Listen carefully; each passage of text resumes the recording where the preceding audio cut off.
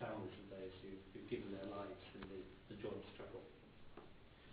Secondly, I'd also like to say thanks to the Danes for something that's already been alluded to, which is their tolerance and forbearance in allowing me to get involved in your internal debates about things, to get involved in writing about, speaking about Danish society, and indeed trying to influence at the margin what's going on here. I think that would only have been possible in a country that puts such a high value on freedom of expression, the willingness to say what you think, and where the relationship between us is big enough to withstand the occasional disagreement that's already been alluded to. So thank you to Denmark for that. And third thing about Denmark, I would really like to pay tribute to Danish politicians, Danish public service, Danish business community.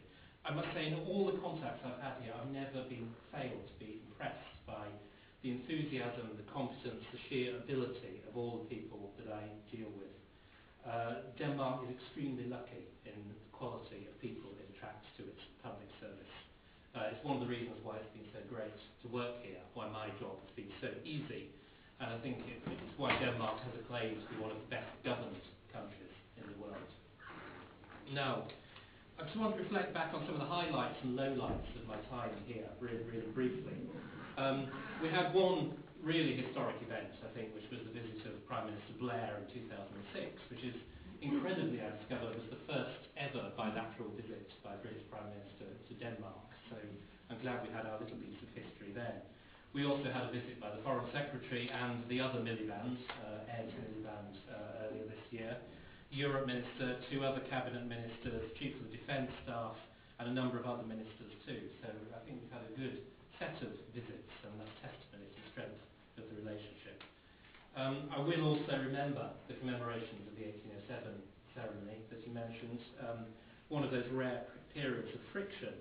And I must say I often enjoy demonstrating, some of you will have seen it, the shell in the fireplace at home, which was fired in 1807 into Copenhagen, and luckily didn't go off, so I'm still able to pick it up and demonstrate to people in the house.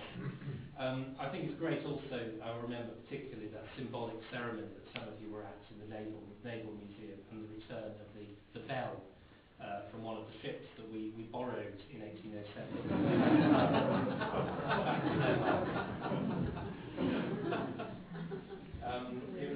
Returning the bell was an idea of my former defence attaché, Charlie Wilson, and I'm glad that his inspiration has now got a permanent home in the Naval Museum. I'll also remember the football visits. We've had quite a few British football teams through here in 2 years. And for those of you who think Danish football is going through a bad patch, I'll just point out that I had to wait until last week to see a British team win here. So that's good too. And finally, I think, Marianne, you've already mentioned it, one last highlight is the growth and transformation of the British Chamber of Commerce. I've seen the organisation go from strength to strength in my time here, and that's very much due to your efforts, Marianne, and our Duke. I'm sure the organisation is going to grow and continue to develop, and I look forward to hearing about it. Now, the lowlights. We've managed to hush most of those up within the embassy, so some of these allusions may only be known to embassy members. Some trivial stuff like being woken on the morning of the Foreign Secretary's visit to be told that his car had irrevocably broken down, Jaguar, and what were we going to do about it. Good start to an otherwise successful visit. We seem to have had more than our fair share of power cuts and floods in this embassy over the last 2 years, which has been sort of exciting, I think, and has caused us a bit of trouble. The refurbishment of the embassy, I think, is one of the things that I would have liked and really failed to. You're in one of the refurbished bits, those of you who don't know it. When I arrived here, yeah, believe it or not, when I arrived here, there were lots of porter cabins in the yard, and we managed to kick them out in time for the Queen's birthday party last year. So I thought it was particularly fitting that last week the porter cabin appeared again in the courtyard for my departure, and I fear it may be there for some time yet.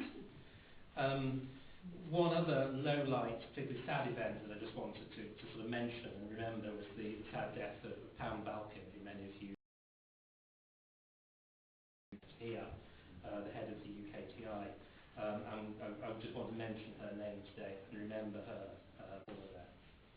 Now finally, and most importantly, I would like to say thank you very much to my team in the embassy. They've done a brilliant job, and it's been fantastic to work with such a capable bunch of highly motivated people.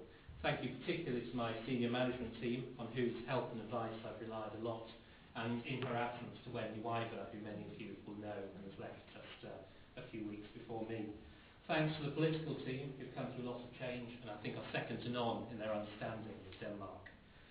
Thank you to the UKTI, UK Trade and Investment team, who are the second highest performing trade promotion team in the world. I think that's pretty impressive. Thank you to the Visa team, who are model for similar posts around the world, and to our airline liaison officer, who works so closely with them. To our consular team, who deal with business that I think would leave many of us shocked and appalled if we had to deal with it in our daily life, but they deal with it as a matter of course. Thanks to the management team who keep this going, accounts who are seeing all their investments in our accounting system, FRISM, finally come good after 4 years. All those who are involved in supporting Firecrest, which is our computer system, which those of you who have to use it to know that needs a little bit of improvement. The drivers who uncomplainingly get up early, wait up late, see their private lives disrupted. The handyman who keep this embassy livable, and our great security team who are always courteous and we all rely upon. And finally, to those who live and work with me up at the residence. Unlike the rest of us, they have to work on events like this, but I hope they're here somewhere and listening. They also have to put up with my idiosyncrasies, the family's idiosyncrasies. They've been really supportive when I and the family have needed it, helpful when we needed it, and also discreet and retiring when we've needed it as well. So thank you very much to the residence team. It's been a wonderful 2.5 years. I've really valued the friendship and support of everyone here, the diplomatic corps, Danish politicians, the public service, business community, and everyone who's been friends to me here. I'm sure I'll be back, and I'll see many of you again, I hope. And that's why, as Tennyson wrote, I quote, "My lips may say goodbye, but I cannot think the word farewell." And to all of you I say, as Lorenzo says when he says farewell to Portia in The Merchant of Venice,